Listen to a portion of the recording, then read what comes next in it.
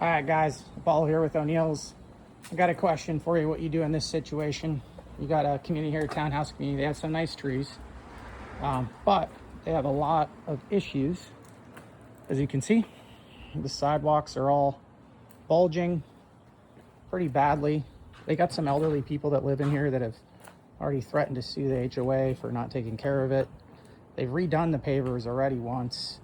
Looks like they had to take one out here. And they've had numerous water line breaks. Their irrigations basically doesn't work in here just because of the trees heaving everything up and causing a lot of damage. It just still nice and green because of the minimum jasmine. You can see this is beautiful, right?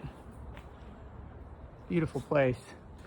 And of course there's options. You know, you can put in structural soils and put these up, and there might be enough room to get 5 inches of that stuff in here once you air excavate.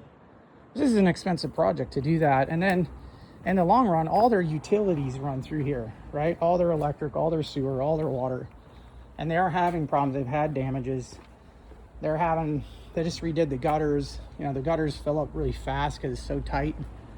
And, you know, they can't, you know, seems like they're having a hard time keeping up with it. So then it's destroying fascia. They're just having a lot of trouble, right? So, you know, what would you guys do? Or what would other arborists do is a question I always wonder. You know, I have my thoughts, but, you know, I think structural soils are probably the best solution in here. But is it reasonable to do that knowing that the infrastructure is still here? Even if we use structural soils and we keep the, you know, the roots from surfacing and maybe popping up some of the pavers, we do have some room to work on the steps here, right? Like we have some room to work with where we could use the structural soil.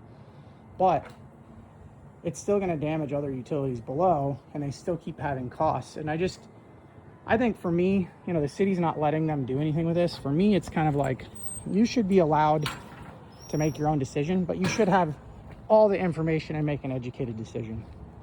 You know, as an arborist, I don't want to see people remove any trees, especially beautiful ones like this. I mean, it makes the property, these are on another property, but they're leaning over too. I just figured to show that, but it's beautiful. It's a beautiful property, and the trees really make the property. I would move out, honestly, if they cut the trees down here, and I would take